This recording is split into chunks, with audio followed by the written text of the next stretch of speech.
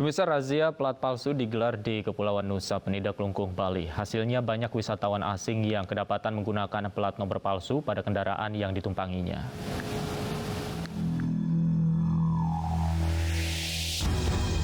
Dalam razia yang digelar hari ini, 8 motor yang dikendarai wisatawan asing tertangkap menggunakan plat nomor palsu. Uniknya, plat kendaraan dibuat dengan menggunakan nama seseorang, perusahaan, dan bahkan nomor ponsel. Warga maupun pemilik rental motor biasanya mengubah plat nomor kendaraan sebagai identitas dalam mempermudah mengenali kendaraan mereka. Pasalnya, wisatawan yang menyewa kendaraan sering meninggalkan motor sembarangan saat mereka akan berpindah pulau. Ditelusuri ternyata kendaraan yang digunakan oleh warga negara asing ini adalah kendaraan rental. Ya, pemiliknya adalah warga masyarakat yang ada di sana, dan ini juga kita telusuri ya, dan memberikan edukasi supaya di dalam rangka ya melaksanakan kegiatan bisnisnya itu berupa menyewakan kendaraan bermotor itu harus memenuhi ketentuan yang ada. Kedepan, polisi akan terus meningkatkan razia plat nomor bodong. Pendekatan persuasif pun akan digunakan kepada pemilik maupun penyewa kendaraan. Dari Klungkung, Bali, Igede Juli Arsana, iNews melaporkan. Kita ke informasi lain, pemirsa. Menteri BUMN Erick Thohir hari ini bertemu dengan Jaksa Agung Burhanuddin membahas perkembangan penanganan kasus korupsi yang menyeret sejumlah perusahaan BUMN. Jaksa Agung mengatakan pertemuan ini rutin dilakukan oleh kedua lembaga tersebut. Menurutnya ada sejumlah kasus korupsi yang menyeret sejumlah perusahaan BUMN yang saat ini masih ditangani Kejaksaan Agung, diantaranya kasus Garuda, Waskita, dan Jiwasraya. Jaksa Agung juga menyinggung adanya dugaan kasus korupsi baru yang diterima dari pihak Kementerian BUMN. Namun baik Jaksa Agung maupun Menteri BUMN belum bersedia memberikan penjelasan detail karena masih perlu didalami. Menteri BUMN Erick Thohir menyampaikan apresiasi kepada Jaksa Agung yang telah mengawal penanganan kasus di sejumlah BUMN.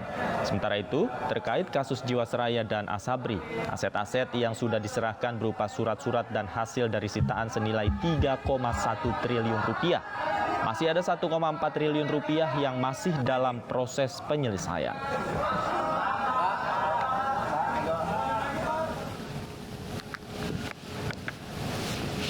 Yang pertama adalah ada satu kasus yang rencananya nanti akan diserahkan pada kami, dan kasus ini memang cukup menarik. Tetapi kami belum bisa menyebutkan dulu kasusnya, karena akan kami perdalam dulu. Sehingga nanti kalau kami sampaikan kepada teman-teman itu udah fix begitu. Kemudian yang ketiga sebenarnya setelah satu rahim. Yang ketiga adalah kita berusaha untuk menyelesaikan kasus-kasus dalam rangka mendukung bersih-bersih BUMN.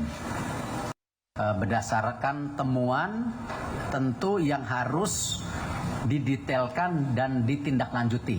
Ya, memang hari ini ada kesepakatan dari Pak Jaksa Agung tidak mau bicara kasusnya dulu, karena harus ada pendalaman dulu, baru kita bicara.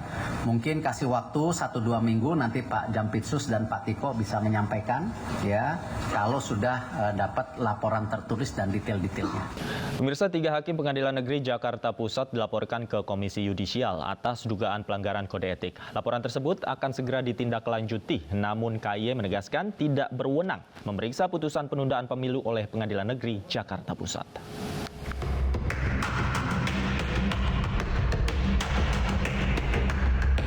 Kongres Pemuda Indonesia resmi melaporkan Hakim Pengadilan Negeri Jakarta Pusat ke Komisi Yudisial.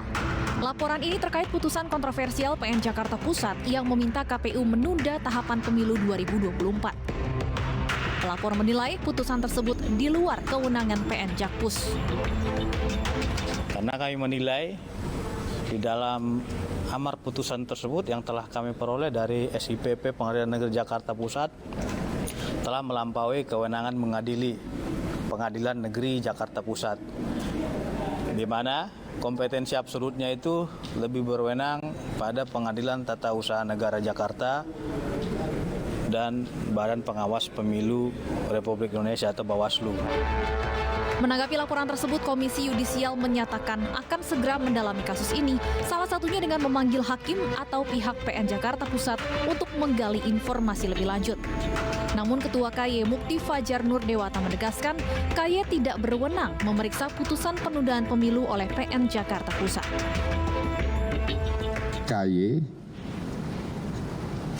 tidak berwenang pada atau tidak berwenang untuk memeriksa pada putusannya, maka KY akan terus mengawasi proses upaya hukum, ya, baik banding maupun kasasi. Kita akan kawal terus kasus tersebut karena kita anggap hal ini cukup menjadi persoalan yang besar. Sebelumnya, PN Jakarta Pusat mengabulkan gugatan Partai Prima terhadap Komisi Pemilihan Umum. PN Jakpus menghukum KPU untuk tidak melaksanakan sisa tahapan pemilu 2024 dan melaksanakan tahapan pemilu dari awal.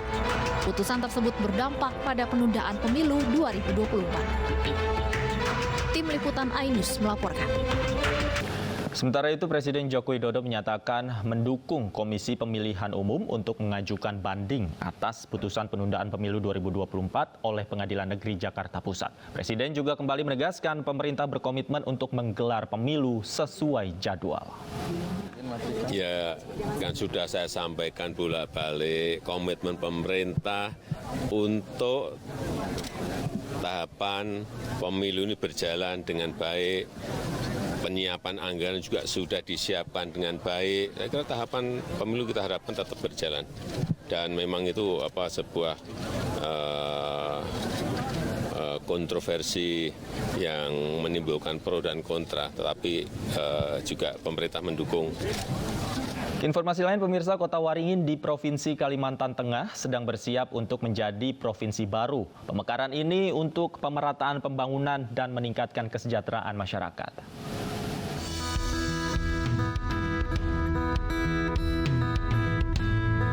Rencana pemekaran Provinsi Kota Waringin mendapat persetujuan dari 5 kabupaten kota, yakni Sukamara, Lamandau, Seruyan, Sampit, Kota Waringin Timur, dan Pangkalan Bun. Pemekaran provinsi baru menjadi upaya mengurangi angka kemiskinan serta pemerataan pembangunan. Langkah menuju pemekaran provinsi baru menjadi bahasan dalam podcast Aksi Nyata Perindo.